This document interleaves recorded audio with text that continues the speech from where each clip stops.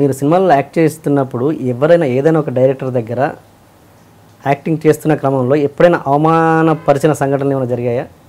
అంటే ఒక డైరెక్టర్ వల్ల కానీ, ఒక ప్రొడ్యూసర్ వల్ల కానీ జరగలేదండి. ఏది ఎక్కడో ఒక యాక్టింగ్ సరిగా చేయలేకపోవడము, లేదంటే ఇంకేదో రకరకాల కారణాల వల్లలో చిన్న మీరు ఇన్సల్ట్ ఫీల్ అవ్వడము అలాంటివి ఎక్కడ ఏం జరగలేదు. చాలా బాగా చూసేవాళ్ళండి వాళ్ళు. పోనండి మీ ఒకటి అనేవాళ్ళు, సుధాకర్ మాత్రం అమౌంట్ ఇస్తేనే కానీ షూటింగ్ రాడు అనే పేరు ఉండేది నాకు.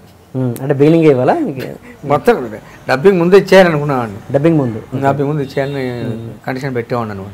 అది ఒకటే ఉంటే తప్పితే ఇంక వేరే ఏం లేదు. అలా ఎగ్గొట్టిన వాళ్ళు ఎవరైనా ఉన్నారా మీకు? డబ్బింగ్ చెప్పిన తర్వాత ఎగ్గొట్టిన వాళ్ళ తమిళ్లోనా? ఎక్కడైనా తమిళ్ తెలుగు చాలా మంది ఉన్నారా? ఉన్నారు చాలా మంది. పేర్లు వదిలేండి. శశిభూషణ్ చాలు. సుబ్రహ్మరెడ్డి గారి సినిమా కదా, సుబ్రహ్మరెడ్డి గారి సినిమా కదా, సుభాష్ పేరంటే ఏం ప్రొడ్యూసర్ పేరు Sasibhushan.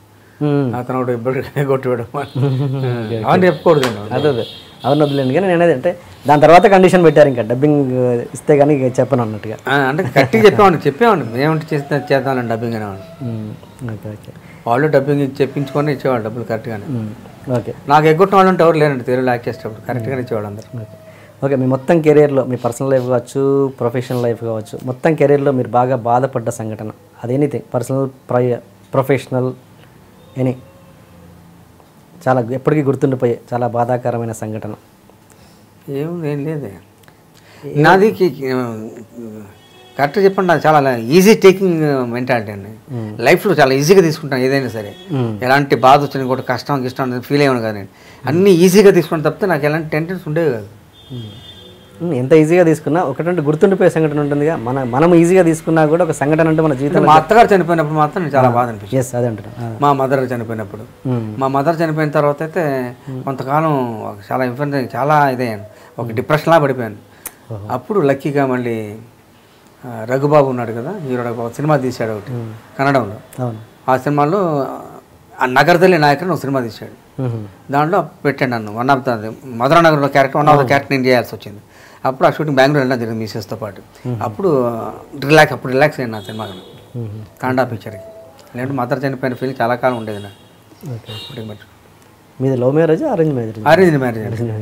Mrs Nellore. Okay okay. పెళ్లి నాకు ఒకే పెళ్లి చూపులు జరిగాయి. ఆ పెళ్లి చూపు నా వైఫ్తోనే పెళ్ళి అయిపోయింది. Very good very good.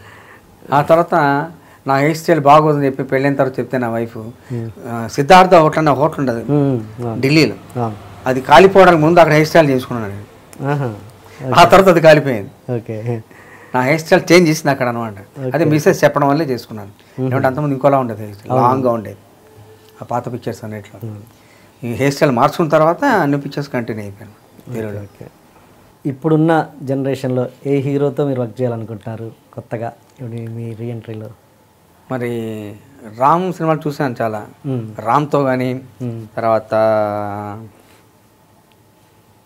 మళ్ళీ పవన్ కళ్యాణ్తో చేసి కూడా బాగుంటుంది. తను ఎంకరేజ్ చేస్తాడు కూడా బాగుంటుంది. ఇప్పుడు రామ్ శంకర్ అలా చక్కగా చేయించుకున్నాడు, పవన్ కళ్యాణ్తో చేస్తున్నాడు అలా చేయించుకుంటాడు చక్కగా, బాగుంటుంది చేస్తే. కానీ ఇప్పుడు వచ్చే డైరెక్టర్స్ అంత చక్కటి సినిమాలు తీస్తూ ఉన్నారు. వాటి హీరోలు కూడా బాగా చేస్తున్నారు. ఎవరు సినిమా చేసినా కూడా నాకు సూటబుల్ క్యారెక్టర్, నేను బాగుంటుంది అనుకునే క్యారెక్టర్ వస్తే కంపల్సరీ చేస్తాను. సమస్య అందరూ బాగా చేస్తున్నారు. ప్రతి హీరో వాది కానివ్వండి, రామ్ కానీ అందరూ బాగా చేస్తున్నారు. భరణి గారికి అంటే మా ఇద్దరు ఇంటిమేట్ చాలా ఎక్కువ అండి. అన్ని పురాణాల గురించి వాటి గురించి నేను అడిగేవాడిని, ఆయన డిస్కస్ చేసి చెప్పేవాడిని నాతో ఓపిక్గా. ఆయనకి నాకు చాలా ఇంటిమేట్, చాలా ఆయన అంటే నాకు ఇష్టం, నేనంటే ఆయన కూడా అంత ఇష్టం. కానీ మీకు రామ్ గోపాలరావు ఒకరు. రామ్ గోపాలరావు మీరు శిశింద్రి సినిమా చేసేటప్పుడు భరణి గారు, మీరు, గిరిబాబు గారు హోటల్ ఏదో బెండకాయ కూర ఇన్సిడెంట్ చెప్పారు. నేను బెండి మసాలా ఒకటి ఉందండి భరణి గారు, చాలా బాగుంటుందంటే తెప్పించేదాన్ని. నేను తెప్పిస్తే నాగార్జున కూడా తిన్నాడు బెండి మసాలా తెప్పించామంటని. అది ఆ రోజు గొడవ కూడా తమాషా